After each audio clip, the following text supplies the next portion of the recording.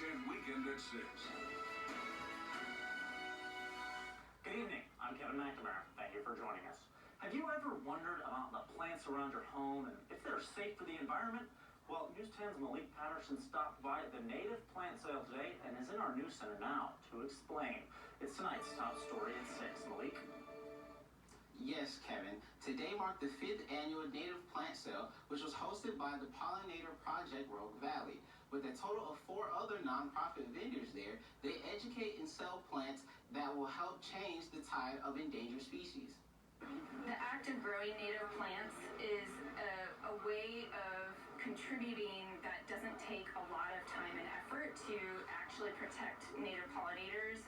So what does this actually look like? Well, there are thousands of different species of butterflies, bees, and birds that are either going extinct or fleeing southern Oregon due to the increase of artificial plants and lawns.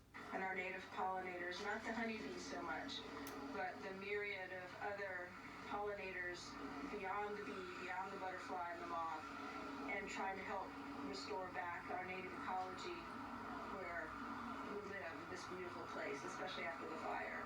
The key factor to these native plants and foliage is they do not need a vast space to thrive. Once a few of them are planted, the rest of the ecosystem will begin to regenerate on its own. You have to grow a lot of native plants to make a big impact. You could take a small garden bed and plant that in a diversity of 5 different species, and you could attract lots of different bees and butterflies to that little small plot. If you have more space, you could go all out. One of the ways that Pollinator Project Rogue Valley makes this connection is through several different programs that are offered. One that was just approved is through AmeriCorps, which will allow them to teach this in schools. The other is to help Alameda fire survivors restore their land. Our From Fire to Flowers Pollinator Garden Program, which is small, getting started. It needs some funding, so if people are interested in donating to help support, we have put in 4 gardens in Phoenix and in Ashland.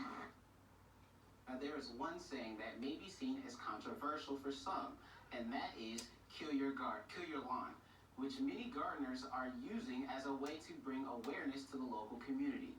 I spoke to Lynn Kuntzman, who is a member of the Jackson County Master Garden Organization, about not only that saying, but what they have to offer. Their mission is to learn, teach, and practice the importance of gardening, and with that, they have to put an emphasis on sustainable gardening to keep the ecosystem intact.